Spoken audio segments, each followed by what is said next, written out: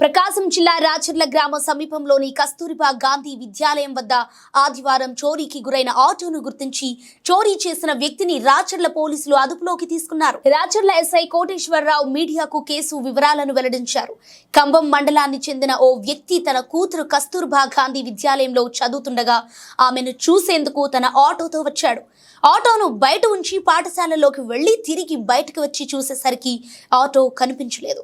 బాధితుడు ఇచ్చిన ఫిర్యాదుతో కేసు నమోదు చేసి సాంకేతిక పరిజ్ఞానంతో ఆటోను గుర్తించినట్లు ఎస్ఐ తెలిపారు. ఆటోను చోరీ చేసిన వ్యక్తిపై కేసు నమోదు చేసి అతనిని అదుపులోకి తీసుకుంటున్నట్లు ఎస్ఐపి కోటేశ్వరరావు వెల్లడించారు.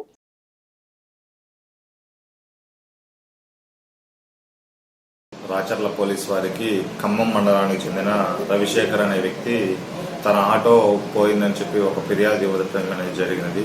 ఈ రవిశేఖర్ అనే వ్యక్తి ఖమ్మం నుంచి తన పాపని రాచర్లో ఉన్న కస్తూరిబా స్కూల్లో చదువుతున్నందున ఆ పాపను చూడటానికి ఆదివారం ఉదయం సుమారు 10:30 సమయంలో రావడం అనేది జరిగింది. ఈ సమయంలో స్కూల్ ముందు ఉంచి నా ఆటోని ఎవరో చోరీ చేశారని చెప్పి మన స్టేషన్లో ఫిర్యాదు ఇవ్వడం అనేది జరిగింది. ఈ ఇచ్చిన ఫిర్యాదుని వెంటనే ఎఫ్ఐఆర్గా రిజిస్టర్ చేయడం జరిగింది. దీనిపైన మాకున్న సాంకేతిక పరిజ్ఞానాన్ని ఉపయోగించి మరియు మేము దాతల ద్వారా ఏర్పాటు చేసిన సీసీ కెమెరాల ద్వారా ఈ ఆటోని దొంగలించిన వ్యక్తిని నిర్ధారించి అతనిని ఈరోజు కస్టడీలోకి తీసుకోవడం అనేది జరిగింది. అతని దగ్గర నుంచి కూడా ఈ ఆటోని రికవరీ చేయడం అనేది జరిగింది. ఈ చర్యలకు పాల్పడినటువంటి సురిశెట్టి లక్ష్మణ్ పైన చట్టపరంగా తగు చర్యలు తీసుకోవడం అనేది జరుగుతుంది.